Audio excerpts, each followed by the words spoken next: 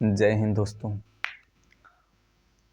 तो आज एक ऐसा टॉपिक लेके आए हैं जिसके बारे में आपको जनरल अवेयरनेस होनी चाहिए कि भाई समाज में चल क्या रहा है। और बेसिकली ये डायरेक्ट आपसे जुड़ा नहीं है, बट इनडायरेक्टली कहीं ना कहीं आपसे बहुत जुड़ा हुआ है और इससे बहुत सारी चीज़ें आपको जानने को मिलेंगी। किताबें पढ़ना अच्छी बात है, बट किताबें पढ़ने के बाद जो इम्प्लीमेंट करना है, जो समाज में उसको समाज के साथ जो समायोजन स्थापित करना है, उसका बहुत बड़ा रोल है इस घटना से। ठीक है, कैसे आप बैलेंस कर पाओगे चीज़ों को, इसके लिए इन सब सारी चीज़ों घटनाओं को जानना, उनसे अवगत रहना और उन सब सारी बिंदुओं को भी जानना बहुत ज़रूरी है इस समाज में। नहीं तो कहीं ना कहीं आगे चल के आप भी इसका का शिकार बनोगे, 100% बनोगे। तो मेरे भाई, ये घटना है एक ऐसे शख्स की जो कि बेंगलुरु में इंजीनियर था। उनका नाम बताया गया है कि अतुल सुभाष जी हैं। इनकी शादी हुई किसके साथ हुई? निकिता सिंघानिया जी से। तो शादी कुछ उतना अच्छा चला नहीं। और उसके बाद निकिता जी थी जो वो अपने मायके आ गई, मतलब अपने घर आ गई। और जो अपने ससुराल वालों के खिलाफ उन्होंने बढ़िया विधिवत एक वकील पकड़ा और एप्लीकेशन लिखवाया। और जो जो गंभीर मुद्दे थे, दहेज उत्पीड़न, अनयूजुअल सेक्स और भी बहुत सारी चीज़ें थी, मारना पीटना, प्रताड़ना देना, ये सब सारी चीज़ें थी। ये सब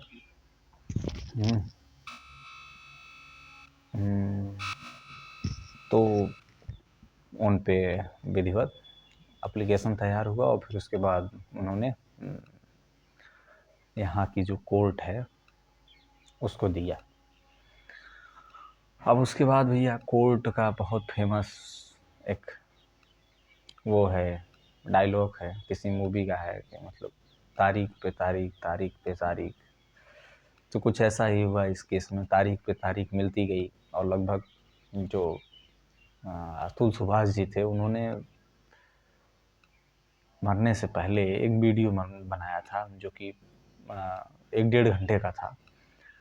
उसमें उन्होंने जिक्र किया था कि भाई हमें 120 तारीखें लगभग मिली और लगभग 40 बार हम जो है बेंगलुरु से जौनपुर तक का सफ़र तय किए। मतलब कोर्ट आए, पेशी थी हमारी और वहाँ सुनवाई हुई और फिर अंततः उन्हें कोई उम्मीद नहीं मिली कि भाई अब न्याय होगा हमारे साथ।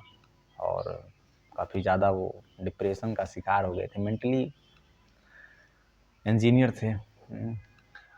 तो उन्हों को लगा कि भाई अब कोई रास्ता नहीं बचा है, तो उन्होंने एक स्टेटमेंट अपने दीवारों पर लिखा कि जस्टिस इज डाई। और उसके बाद वो इस दुनिया से को लास्ट वीडियो देकर खुद को अलविदा बोलती है। तो ये रही भाई करंट स्टोरी। तो अब हमें ये समझना है कि स्टोरी से हमें सीखने को क्या मिला और सवाल किस किस पे बनते हैं। आखिर इतना महंगा हो गया है आज के समय में न्याय कि उसे पाने के लिए, न्याय पाने के लिए आपको अपनी जान देना होगा। ऐसा मैं नहीं कहता, ऐसा जो समाज की घटनाएं हैं जो हो रही हैं वो कहीं ना कहीं ऐसा संकेत देती हुई प्रतीत होती हैं। अब सवाल के घेरे में कौन आता है? सबसे पहले तो वो लोग आते हैं जो दोनों पक्ष इसमें जिम्मेदार हैं घटना का,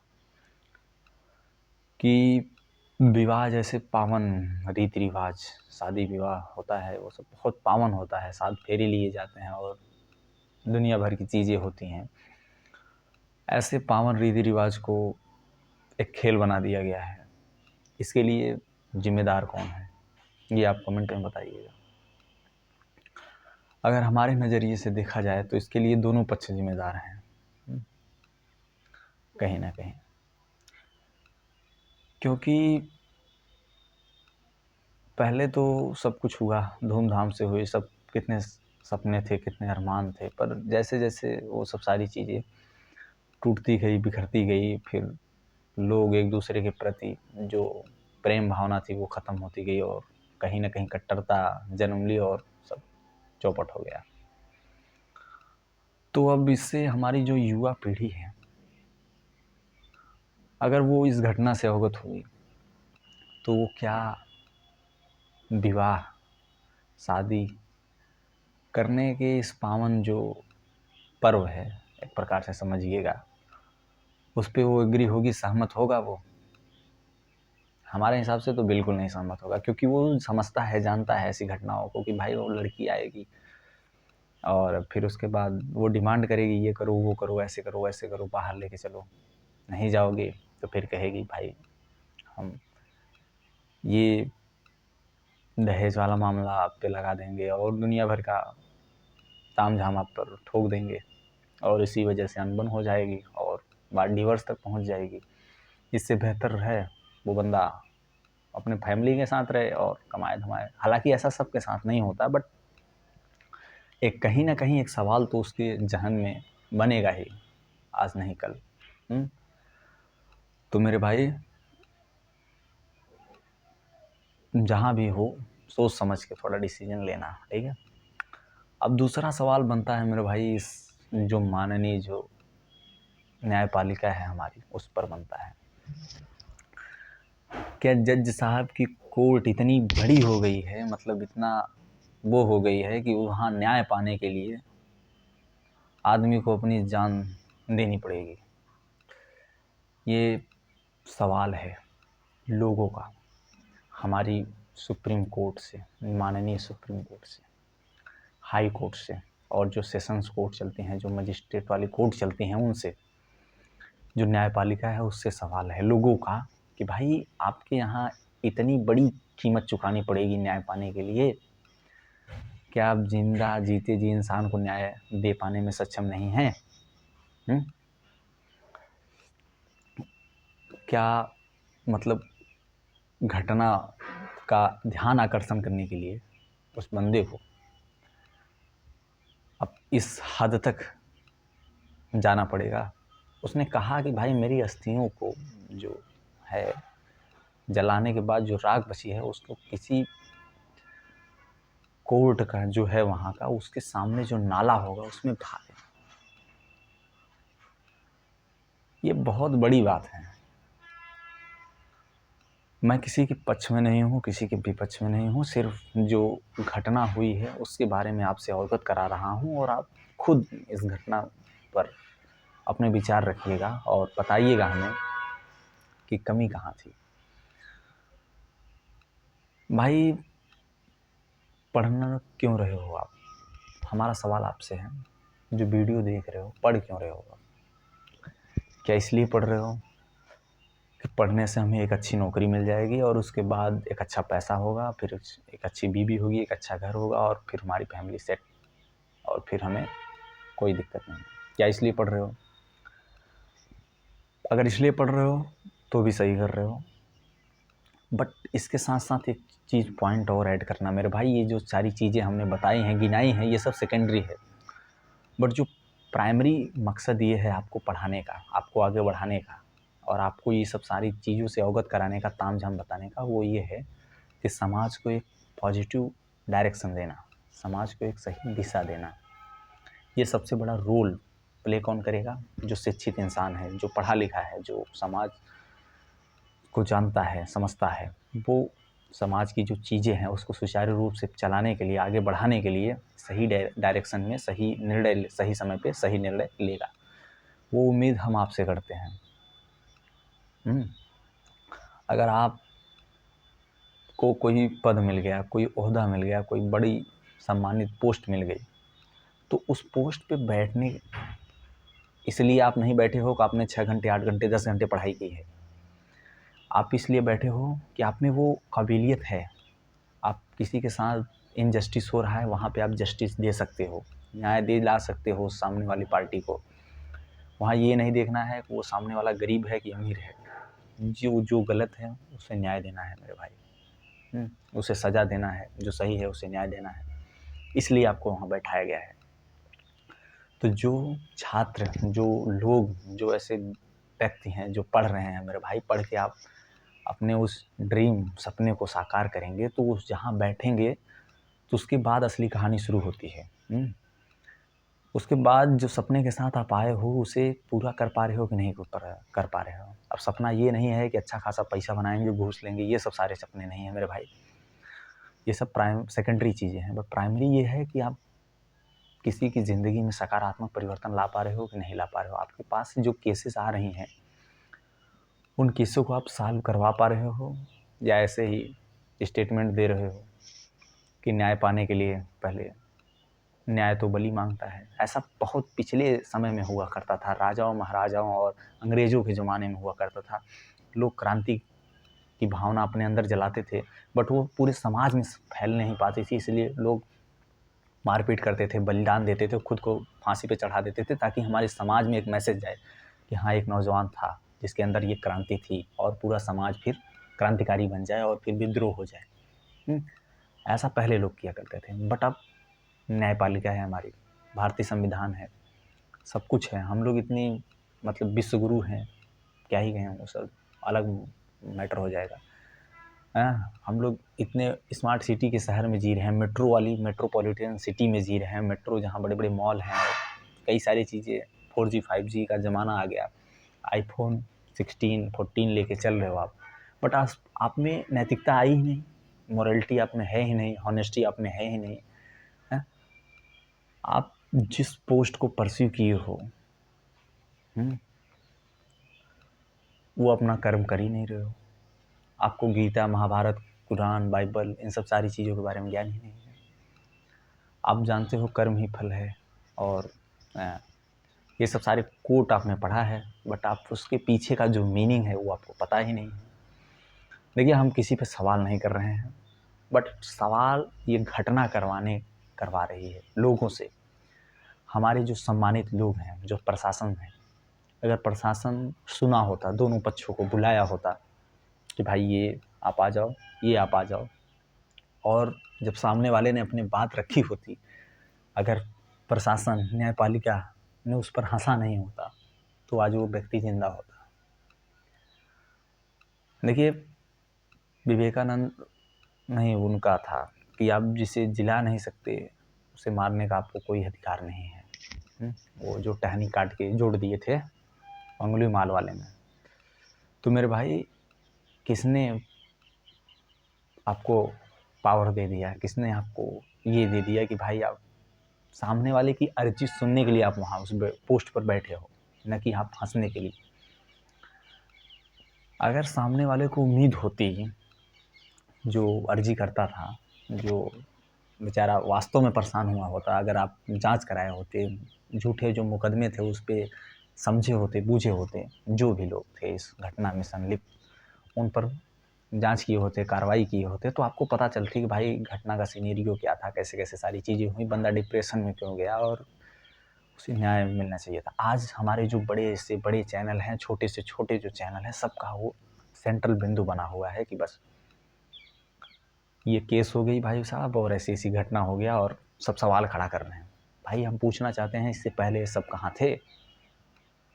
बंदा 120 बार आया हुआ था, मतलब तारीखें मिली थी, 40 बार उसे बुलाया गया था, और विभिन्न जगहों पे, बहुत सारे NGO में, और बहुत सारी जगह पुलिस, और बहुत जगह थाने और कोर्ट में उसने एप्लीकेशन दी होगी, और बहुत सारी चीज़ें की होगी। तब कहाँ था भाई? तब कौन कहाँ था? सब आज उसके हितैषी बने हुए हैं सब।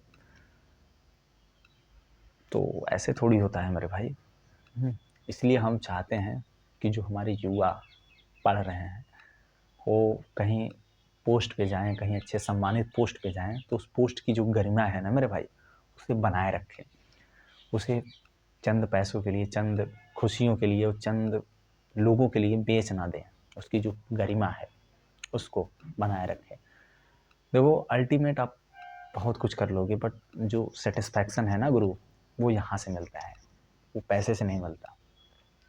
10 में से मानते हैं पैसा आपकी 10 में से 8 प्रॉब्लम सॉल्व कर देती है, बट 2 प्रॉब्लम ऐसी होती हैं ना मेरे भाई, वो पैसे से सॉल्व नहीं होती है। वो उससे सॉल्व होती है कि आपने लोग कितने बनाए हैं। वो इससे सॉल्व होती है कि आपने जस्टिस कितना दिया, वो इससे सॉल्व होती है कि आप में हॉनेस्टी कितनी है, वो इससे सॉल्व होती है आप में लॉयल्टी कितनी है, मोरलिटी कितनी है, एथिकल कितने हैं आप, नैतिकता कितनी है आप में। वो इन सब सारी चीज़ों से सॉल्व होती है मेरे भाई।